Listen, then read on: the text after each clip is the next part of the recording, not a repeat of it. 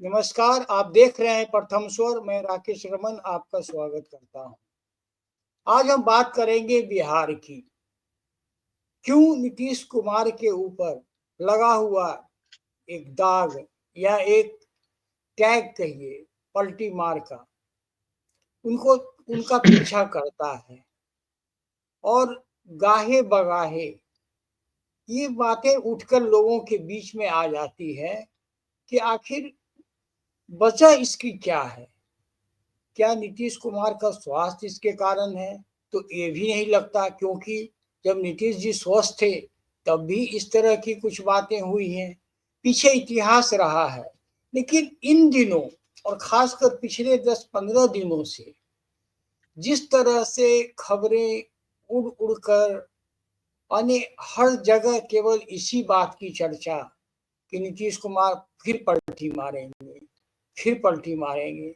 अरे पलटी मार शब्द नीतीश कुमार के साथ ऐसा चस्पा हो गया है कि मानो एकदम गठ फेविकोल का जोर सा चिपक गया है।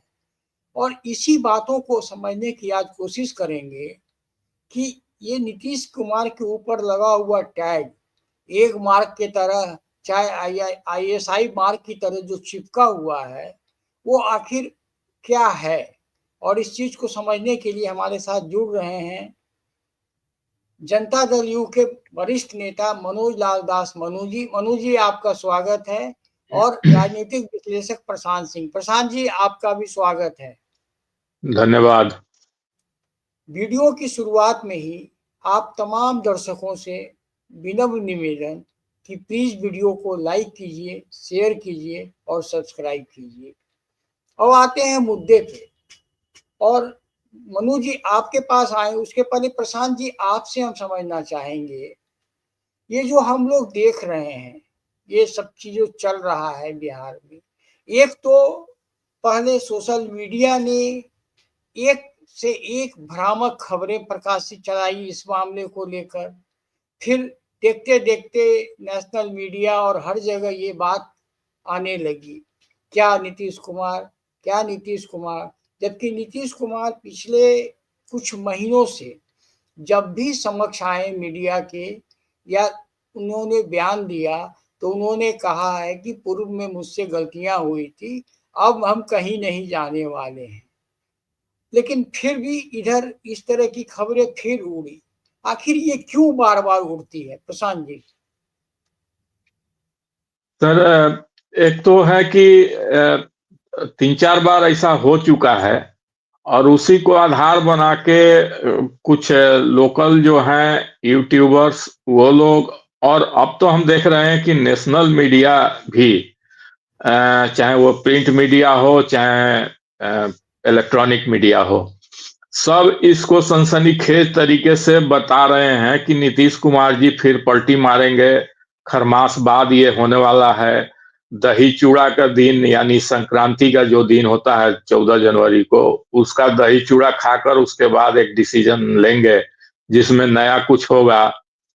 और इस बीच में जो अभी छात्रों का आंदोलन चल रहा है बीपीएससी परीक्षा के मुद्दे पर, तो उस दरमियान तेजस्वी प्रसाद यादव जो लीडर ऑफ अपोजिशन है बिहार विधानसभा में, उन्होंने कहा कि राजद के दरवाजे बंद हैं नीतीश कुमार के लिए।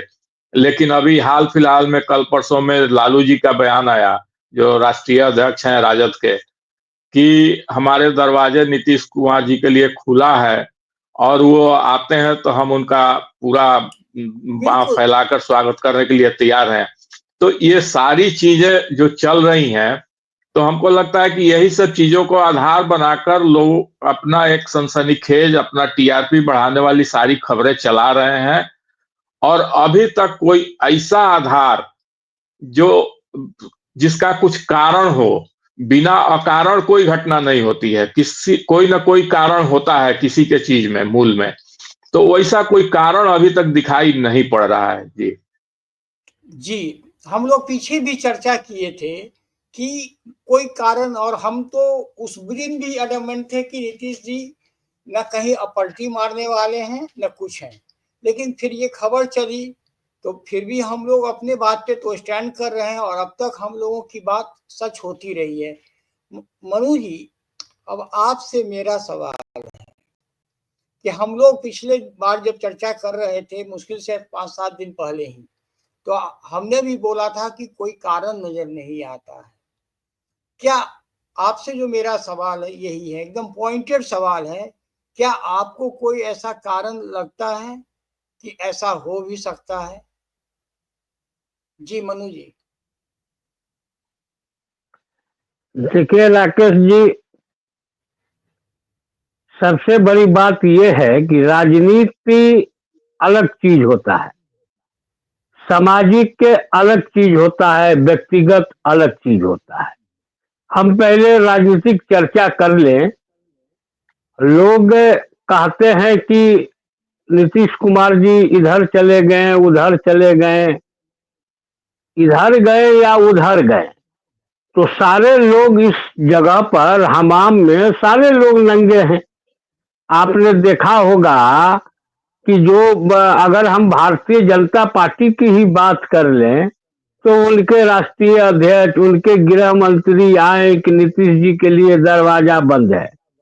अब उनको बिल्कुल जरूरत पड़ी तो उन्होंने दरवाजा को खोल दिया। आपने देखा कि कांग्रेस के नेता समाजवादी पार्टी के बारे में कैसे मध्य प्रदेश के अंदर बोल रहे थे, फिर वही कांग्रेस और समाजवादी पार्टी एक हो गई। तो इस तरह की ये राजनीतिक में होता है। राजनीति मतलब सत्ता होता है, और वह हम बड़ा बेबाकी बोलते हैं, और सत्ता प्राप्ति के लिए हर लोग, हर दल कुछ भी कहता है ना कि प्रेम में, प्यार में और इसमें दोनों में सब जायज है। तो वही हाल राजनीति में भी कोई भी कदम जायज होता है, लेकिन कभी कभी परिस्थितियां बनती हैं। पिछले बार जब नीतीश कुमार जी फर्स्ट बार जब एनडीए से हटे थे, तो उस समय उनका दूसरा मामला था, नरेंद्र मोदी जी वाला मामला था। बिल्कुल।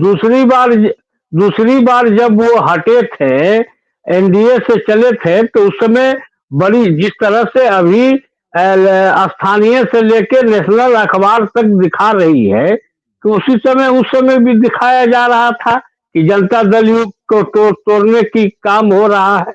और शायद उस समय अगर नीतीश जी को लगा होगा कि इस बातों में सच्चाई है, तो उन्होंने अलग हटे। तो वही हम कह रहे हैं कि राजनीति में कोई अछूता नहीं है, और सब आदमी कहीं न कहीं किसी न बिल्कुल किसी से इस तरह की बात करते हैं। अब वो गिनाने लगेंगे तो सैकड़ों सवालें यहाँ सामने आएगी। लेकिन निश्चित।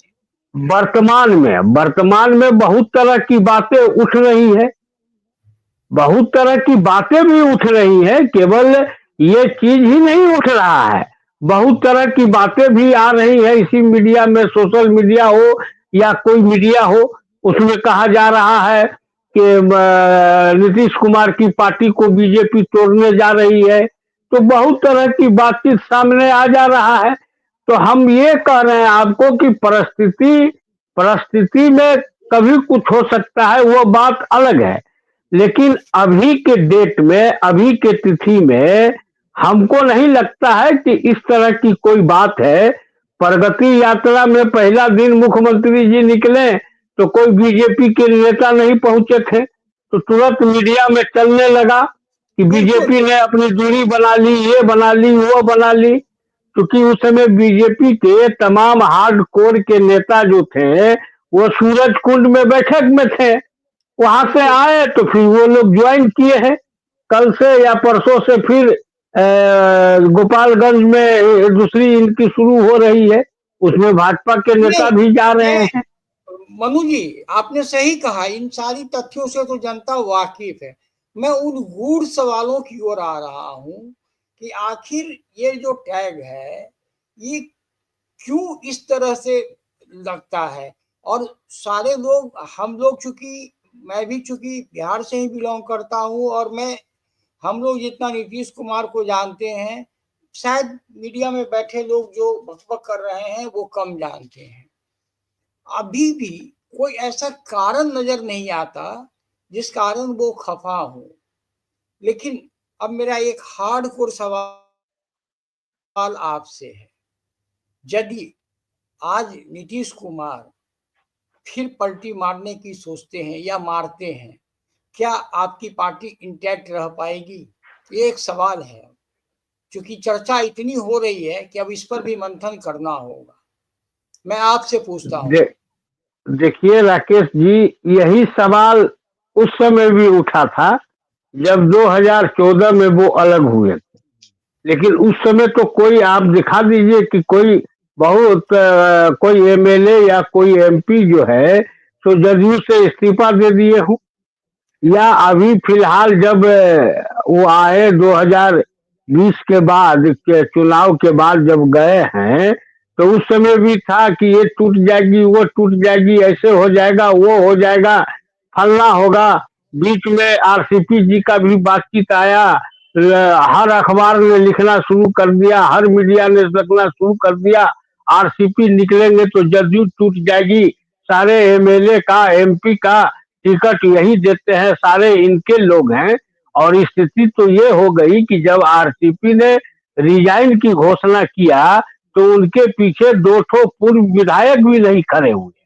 तो जो भी हमारे विधायक हैं, जो भी हमारे सांसद हैं, जो भी हमारे नेता हैं, तो ये सारे लोग नीतीश जी के प्रति हैं, यहाँ प्रो नीतीश जी यहाँ है। तो इसीलिए हमको नहीं लगता है कि अगर आपके आपके ही कथनानुसार कि अगर कहीं मान लीजिए किसी कारणवश भी गठबंधन छोड़ देते हैं तो बहुत बड़ी अंतर पड़ जाएगा। हमें नहीं लगता है कि कोई भी विधायक या सांसद पार्टी को छोड़ के जाने वाले हैं। नीतीश जी के ही सम्मान नेता सब मानते हैं और हमको लगता है कि यही स्थिति रहेगी। वैसे अभी के स्थिति में किसी भी तरह का कोई इस तरह का नजर नहीं आ रहा है। अगर नजर आया रहता तो जो पार्टी के एनडीए के जितने भी घटक दल हैं उन लोगों के जो नेता हैं, स्थानीय नेता, राज्य स्तर के नेता, उनके साथ हर जिला में बैठक का भी अभियान 5 तारीख से शुरू है। तो ये नहीं होता, जदयू चुप हो जाती। लोग तो कहते हैं कि नीतीश, देखिए नीतीश जी वो नेता हैं कि जब चुप रहते हैं तो भी वो सुर्खियों में आते हैं, वो अगर बोलते हैं तो भी सुर्खियों में आते हैं, वो मुस्कुराते हैं तो भी वो अखबारों की सुर्खियों में आते हैं। तो अब मीडिया का काम है उनका, उनके कामों पर तो हम नहीं कुछ बोल सकते हैं। उनका जो है अपना जिस तरह से चल रहा है, लेकिन इस तरह की जो बातें, जो भ्रामक स्थिति जो यहाँ पर ला रहे हैं, तो ये उन्हीं को घाटा होगा। कल होके अगर नीतीश कुमार जी कहीं नहीं गए खरमास के बाद या चूड़ा दही के बाद तो उनकी बातें सारी झूठी पड़ जाएगी। जिस तरह से तो आज आपने आज बहुत विश्व नहीं, आपने बिल्कुल सही कहा कि नीतीश जी जब चुप रहते हैं तब भी खबर बनती है और मुस्कुराते हैं तब भी खबर बनती है। प्रशांत जी, ठीक है, मनु जी पॉलिटिकल आंसर दिए, कोई वजह नहीं है, ये तो एकदम साफ है कि वो इस तरह का कोई स्टेप उठाएं।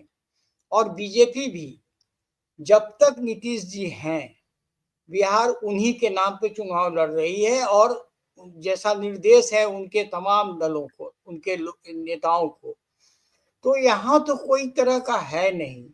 क्या ये खबर, अब मैं जो आपसे सवाल कर रहा हूं, कांग्रेस के द्वारा या कांग्रेस इकोसिस्टम जो कि हर हाल में देश को कमजोर देखना चाहता है, उसके द्वारा उड़ाई गई है? पॉइंटेड सवाल है आपसे प्रशांत जी। बिल्कुल सर, आपने एकदम सही पॉइंट पकड़ा है। ये कांग्रेस और उसका पूरा इकोसिस्टम जो है, क्योंकि कांग्रेस की आप देखिए कि मात्र 2 या 3 राज्यों में सरकार रह चुकी है बस, तो कहानी खत्म होती नजर आ रही है कांग्रेस पार्टी की, तो उसकी बेचैनी तो समझ में आ रही है। साथ साथ उसमें राजद भी एक गेम प्ले कर रहा है, और चूंकि कांग्रेस का जो इकोसिस्टम है वो ज्यादा स्ट्रांग है, उसका तंत्र बहुत, मैकेनिज्म बहुत स्ट्रांग है, तो कांग्रेस के इकोसिस्टम मैकेनिज्म का सहारा लेकर, क्योंकि राजद की बेचैनी क्यों है सर, इस चीज को समझना बहुत जरूरी है जब हम लोग इस चीज पर डिबेट कर रहे हैं। तो देखिए, राजद को ऐसा लग रहा है कि नीतीश जी के पास जो 12-13% का एक वोट है, और वो इतना स्ट्रांग और इतना सॉलिड वोट है और उसका एग्रेसिव वोटिंग भी होता है और नीतीश कुमार के प्रति एकदम कमिटेड है वो। क्योंकि नीतीश कुमार ने अति पिछड़ा पिछड़ा समाज को पंचायत में रिप्रेजेंटेशन दिया, बच्चियों को स्कूल जाने के लिए साइकिल दिया, पोशाक योजना, बहुत सारा चीज ऐसा वो कर चुके हैं कि वो वोट बैंक एकदम नीतीश कुमार के प्रति समर्पित है, दृढ़ है। तो इस लिगैसी को अपने पाले में लाने के लिए राजद को ये बेचैनी नहीं है कि तेजस्वी यादव मुख्यमंत्री बन जाए आज के आज।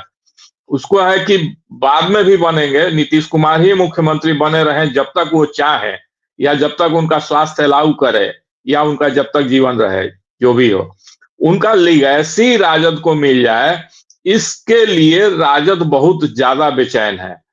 और ये लिगैसी को भाजपा अकारण अपने हाथ से जाने नहीं देना चाहेगी, क्योंकि भाजपा ने भी काफी सोशल इंजीनियरिंग किया है। भाजपा ने भी, आप देखिए कि बिहार में अब दिलीप जायसवाल ओबीसी, सम्राट चौधरी ओबीसी, नित्यानंद राय ओबीसी, बहुत सारे चीजों को समेटकर बीजेपी भी अपना एक अच्छा खासा सोशल इंजीनियरिंग किया है। और नीतीश कुमार के साथ उसका एक कॉम्बिनेशन जो बना है वो सदा से 1995-96 से ही बहुत अच्छा समीकरण रहा है। बीच में 2-3 बार कुछ अपवाद हुआ, अलग बात है, लेकिन एक जो सरकार चलाने का दोनों के बीच में अंडरस्टैंडिंग का जो तरीका है वो इतना सद्भावनापूर्ण रहा है। और अभी हम अगर किसी का सबसे ज्यादा ऑथेंटिक बयान मानेंगे तो वो है प्रदेश अध्यक्ष भाजपा।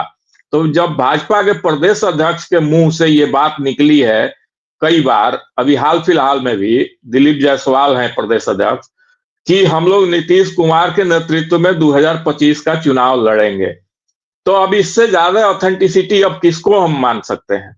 तो ये सारी चीजें हैं, लेकिन कुल मिला के उनकी लिगैसी पर नजर है और उसके चलते ये सारा सिस्टम मैनेज किया जा रहा है कि कोई ना कोई कारण बनाई जाए, कोई वजह पैदा की जाए ताकि बीजेपी और नीतीश कुमार के बीच में दरार बढ़े और नीतीश कुमार वहां से हटें।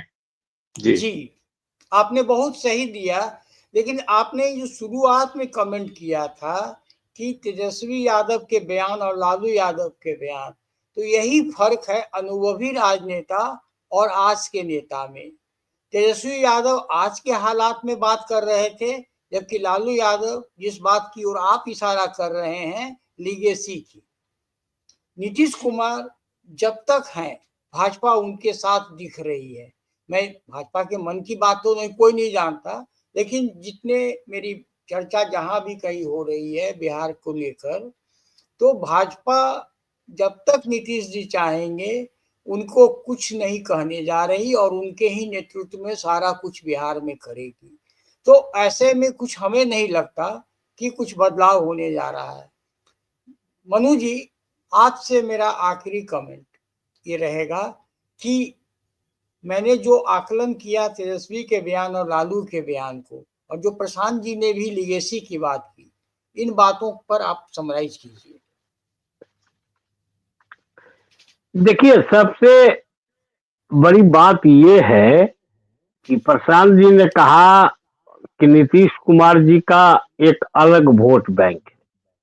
उस वोट बैंक में अगर किसी कुछ जाति का वोट अगर हो वो अलग बात है, लेकिन इसके अलावे भी विभिन्न जातियों में, विभिन्न मुस्लिमों में एक प्रभाव नीतीश जी का है। चाहे वो 2% ही किसी जाति का वोट उनको आता हो या 5% आता हो या मुस्लिम का 10% आता हो, एक ठोस वोट के वो हमेशा ही रहे हैं। आप 2014 का भी जो लोकसभा का चुनाव आप देखेंगे जिसमें वो अकेले चुनाव लड़े थे, उसमें भी वो 2 सीट अपने बलबूते जीते थे और 14 की 17 सीट पर वो सेकेंड रहे थे। तो उनका उनका वोट है। और जहां तक तेजस्वी यादव का सवाल है, तो तेजस्वी यादव बिना कोई राजनीतिक के लड़ाई लड़े, कोई भी आंदोलन में बिना शरीक हुए, न पार्टी के कोई जिला अध्यक्ष से लेकर कोई महासचिव बने हुए, सीधे वो विधायक बन गए। अब विधायक बनते ही वो उप मुख्यमंत्री बन गए। दो बार वो उप मुख्यमंत्री रहे, विपक्ष के नेता रहे, तो उनके जो मन की जो स्थिति है वो बहुत ज्यादा स्थिति है। और जब वो जाते हैं, कोई भी नेता जाते हैं, आप तो छोड़ दीजिए राजद या जदयू या बीजेपी, कोई दूसरे पार्टी के भी नेता अगर कहीं जाते हैं तो उनके यहाँ भी भीड़ लगी रहती है। तो हमारा ये कहना है ना कि ये चीज को, ये तेजस्वी यादव के दिमाग में ये है कि अभी वो पूरे बिहार का एकमात्र नेता है। पिछले बार जो लोकसभा का चुनाव, विधानसभा का चुनाव हुआ और किन कारणों से जदयू की सीटें कम आई और उनकी सीट, राजद की सीट बढ़ गई। अगर अगर हमारा 43 सीट, 44 सीट, 45 सीट अगर हमारा खराब नहीं होता तो ये चीज 30 सीट भी इनका नुकसान हो जाता। तो हमारा, तो ये इस चीज को नहीं समझ पा रहे हैं। और लालू प्रसाद यादव जी क्योंकि सामाजिक न्याय के नेता हैं, इसमें तो कहीं दो मत नहीं है, चाहे वो बिल्कुल चुनाव न लड़े वो अलग बात है, लेकिन बिहार के एक नेता के रूप में उनकी पकड़ है और जनता के ऊपर भी उनकी पकड़ है अभी के डेट में भी, इससे भी हम इनकार नहीं कर सकते हैं। लेकिन उनको लग रहा है कि बिना नीतीश के सहयोग से हमारा बिहार में सरकार नहीं बनेगा, क्योंकि ये एक पर पार्टी है कि नीतीश कुमार जी जिस गठबंधन के साथ रहे हैं वो गठबंधन का सरकार बनी है। और लोकसभा चुनाव में भी आपने देखा कि बीजेपी को जदयू से ज्यादा सीट थी, उसके बावजूद भी 12-12 सीट दोनों को आई। तो इनका अपना भी एक वोट सर प्लस है और उसी वोट के अनुसार होता है। तो लालू जी इस चीज को समझते हैं, तेजस्वी यादव इस चीज को समझते नहीं है, क्योंकि वो तो बिल्कुल सोने आपने के। बहुत कैटेगोरिकली आपने बहुत अच्छा समझा दिया कि चूंकि उनको कुछ करना नहीं पड़ा, लेकिन चूंकि लालू यादव को पता है कि पार्टी के शुरुआत में क्या होती है, चूंकि उन्होंने पार्टी का गठन किया, चलाया, बनाया और इनको सब कुछ परोसा हुआ मिला, ये खा रहे हैं। और दरअसल प्रशांत जी बिल्कुल आप सही कह रहे थे, लालू यादव उस लीगेसी को कैश करना चाहते हैं। तो भाजपा तो उस लीगेसी के साथ खड़ी है और भाजपा फुल कमिटमेंट दिखती है कि जब तक नीतीश है तब तक कुछ नहीं। लेकिन सवाल ये नहीं है कि पलटी मार, हम लोग आज नीतीश कुमार के साथ उन्होंने परिस्थितियों के हिसाब से फैसला किया है बहुत बार। और राजनीति में कोई भी कारण, कोई भी चीज अकारण नहीं होती है, चाहे उनके पलटने का फैसला हो चाहे कुछ हो।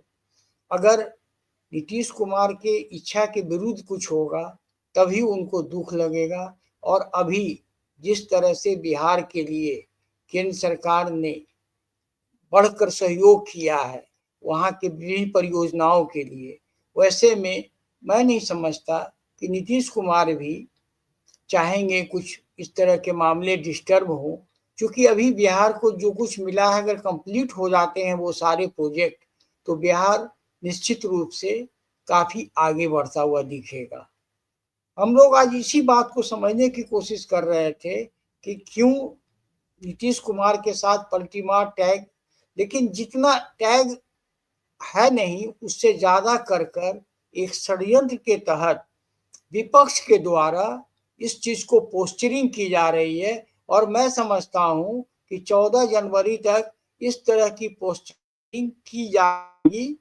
चूंकि 14 जनवरी को दही चूरा हो जाएगा, फिर सब सामान्य रहेगा, तो फिर ये लोग दूसरे रास्ते नापेंगे या दूसरा रास्ता हथकंडे अपनाएंगे। यही आज का हमारे आप दोनों से बात करने का कंक्लूजन निकल रहा है। कल फिर हम मिलेंगे, किसी अन्य मुद्दे पर आपके साथ बात करेंगे। तब तक के लिए हमें इजाजत दीजिए। और अंत में फिर एक बार वही एक विनम्र निवेदन, वीडियो को लाइक कीजिए, शेयर कीजिए और सब्सक्राइब कीजिए। शुभ रात्रि, जय हिंद।